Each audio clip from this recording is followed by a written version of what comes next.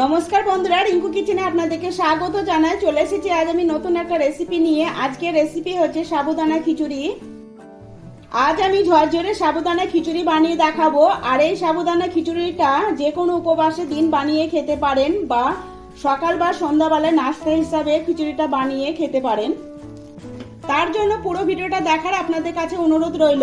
সাবুদানা খিচুড়ি বানানোর জন্য প্রথমে আমি 1 কাপ সাবুদানা নিয়ে নিয়েছি। এবারে সাবুদানাটা একটা বাটির মধ্যে ঢেলে নিলাম। এবারে সাবুদানাটা জল দিয়ে 2-3 বার কচলে কচলে ধুয়ে নিব। সাবুদানাটা 3 বার জল পাল্টে ধুয়ে নিয়েছি। এবার সাবুদানাটা ভিজে রাখবো। তার জন্য যে কাপ মেপে আমি সাবুদানা নিয়েছি ওই কাপের 4 ভাগের 1 ভাগ জল দিয়ে দিচ্ছি। জলের পরিমাণটা সাবুদানাতে বুঝে দিতে হবে। জলের পরিমাণটা বেশি হয়ে গেলে সাবুদানা খিচুড়িটা ঝরঝরে হবে না, আঠালো ভাব চলে আসবে। এবার সাবুদানাটা একটা প্লেট দিয়ে ঢেকে 2 থেকে 3 ঘন্টা মতো রেখে দিব। 3 ঘন্টা সময় নিয়ে সাবুটা আমি ভিজিয়ে রেখেছিলাম। অল্প জল দিয়ে সাবুদানাটা ভেজানোর কারণে ঝরঝরে হয়েছে আর নরমও হয়ে গেছে, দেখুন। এবার আমি সাবুদানা খিচুড়ি বানাবো। তার জন্য কড়াই বসিয়ে দিয়েছি। কড়াইটা ভালোভাবে গরম করে নিয়েছি। এবার আমি কাঁচা বাদামটা ভেজে নিব। তার জন্য হাফ বাটি কাঁচা বাদাম নিয়ে নিয়েছি। এবার এখান থেকে অল্প কিছু কাঁচা বাদাম রেখে বাকি বাদামটা কড়াইয়ের মধ্যে দিয়ে দিলাম। এবার গ্যাসের ফ্লেমটা মিডিয়ামে করে অনবরত নাড়াচাড়া করে বাদামগুলো শুকনো কড়াইতে ভেজে নিব। কাঁচা বাদামগুলো নাড়াচাড়া করে 2-3 মিনিট সময় নিয়ে ভেজে নিয়েছি। এবার আমি একটা প্লেটের মধ্যে নামিয়ে নিব। বাদামগুলো প্লেটের মধ্যে নিয়ে নিয়েছি। এবার এই বাদামের খোসাগুলো ফেলে দিয়ে মিক্সিতে গুঁড়ো করে নিব। বাদামের খোসাটা ফেলে দিয়ে বাদামটা মিক্সিতে গুঁড়ো করে নিয়েছি। একদম মিহি গুঁড়ো করিনি, একটু মোটা মোটা করে গুঁড়ো করে নিয়েছি। এবার কড়াইয়ে দিয়ে দিব 2 চামচ তেল। তেলটা গরম করে নিলাম। এবার এই তেলের মধ্যে দিয়ে দিচ্ছি বাকি কাঁচা বাদামটা। এবার এই কাঁচা বাদামটা নাড়াচাড়া করে ভেজে নিব। কাঁচা বাদাম এভাবে ভেজে খিচুড়িতে অ্যাড করলে খিচুড়িটা দেখতেও সুন্দর লাগে আর খিচুড়িটা খেতেও বেশ ভালো লাগে। বাদামটা 2-3 মিনিট সময় নিয়ে ভেজে নিয়েছি। এবার তেল থেকে তুলে নিব। বাদামগুলো ভেজে একটা বাটির মধ্যে তুলে নিয়েছি।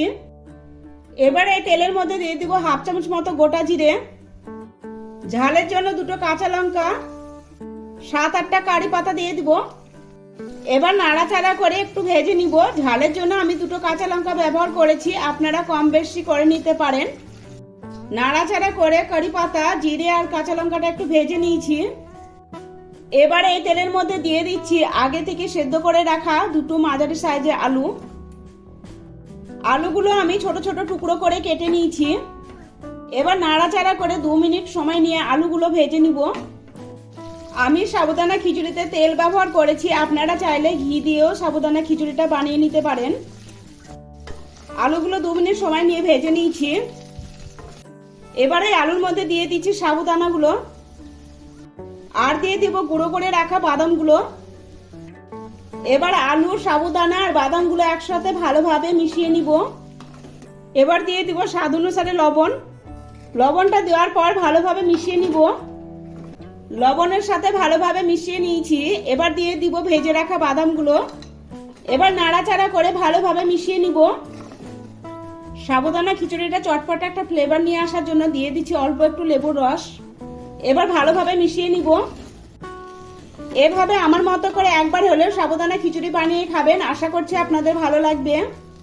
খিচুড়িটা আমার রেডি হয়ে গেছে। এবার দিয়ে দিব কুচনো ধনে পাতা। এবার ভালোভাবে মিশিয়ে নিব।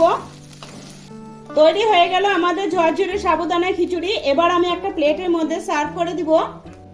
আমার এই রেসিপিটা ভালো লাগলে অবশ্যই লাইক করবেন, বেশি বেশি করে শেয়ার করবেন। আমার চ্যানেলটা সাবস্ক্রাইব করা না থাকলে আমার চ্যানেলটা সাবস্ক্রাইব করার অনুরোধ রইল।